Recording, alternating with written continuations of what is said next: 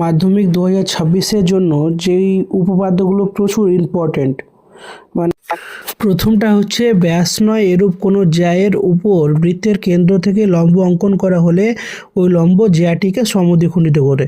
এটা হচ্ছে আমাদের 1 নম্বর উপপাদ্য। তারপর দ্বিতীয়তে আমরা পাচ্ছি প্রমাণ করি যে ব্যাস নয় এরূপ কোনো জ্যাকে যদি বৃত্তের কেন্দ্রবিন্দুগামী কোনো সরলরেখা সমদ্বিখণ্ডিত করে তাহলে ওই সরলরেখা ওই জ্যায়ের উপর লম্ব হবে।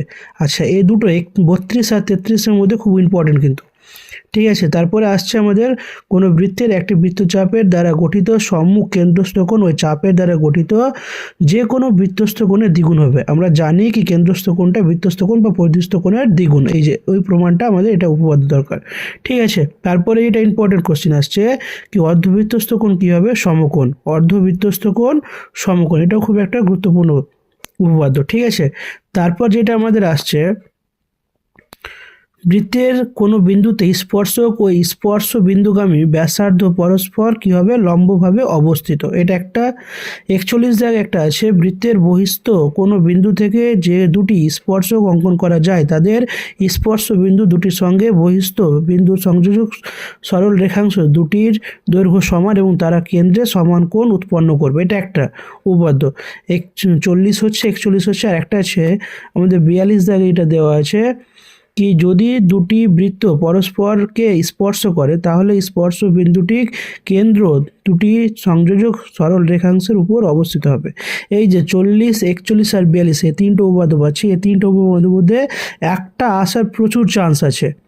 একটা এটা আমাদের খুবই ইম্পর্টেন্ট আমাদের 2026-এর জন্য, যে কোনো সমকোণী ত্রিভুজের সমকৌণিক বিন্দু থেকে অতিভুজের উপর লম্ব অঙ্কন করলে ওই লম্ব উভয় পার্শ্বস্থিত ত্রিভুজদ্বয় সদৃশ এবং ওই ত্রিভুজগুলি প্রত্যেক মূল ত্রিভুজের সঙ্গে কীভাবে সদৃশ হবে।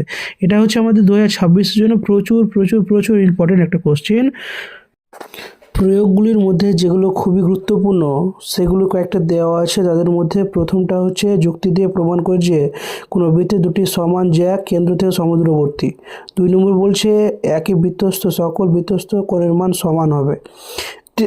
তৃতীয় হবে বৃত্তস্থ সামন্তে একটি আয়তকার চিত্র 4 দাগেরটা ও কেন্দ্রীয় বৃত্তের পরিলিখিত চতুর্ভুজ ABCD হলে প্রমাণ করি যে AB plus CD equal to BC plus DA।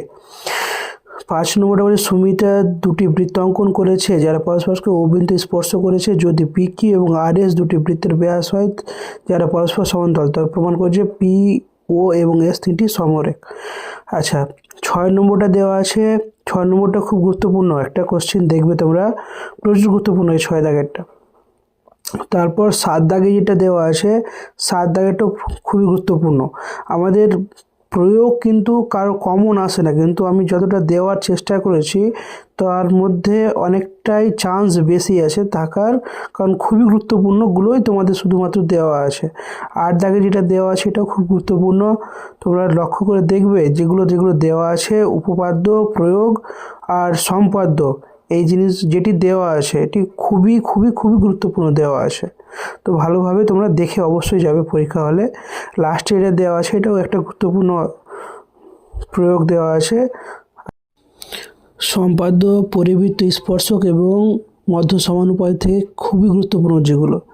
পরিবৃত্ত তোমার দেখবে 11.2 এর 2, 3, 4, 5 এই চারটা খুবই গুরুত্বপূর্ণ, ঠিক আছে। 2, 3, 4, 5। তারপর যেটা দেওয়া আছে আমাদের স্পর্শকের কোষে দেখি সূত্র থেকে ভেরি ইম্পর্টেন্ট যেটা হচ্ছে 3 আর 4 দাগেরটা। 3 আর 4 দাগ খুবই ইম্পর্টেন্ট 2026-এ মাধ্যমিকের জন্য। আর একটা যে দেওয়া আছে মধ্য সমানুপাতি, ওটা হচ্ছে 1 দাগেরগুলোর মধ্যে 2 আর 3-এরটা খুবই ভালো। তারপর 4-এর যেগুলো দেওয়া আছে 2 আর 3টা খুব ভালো। আর একটা যেগুলো দেওয়া আছে 5-এর 1 আর 2 এটি খুবই গুরুত্বপূর্ণ।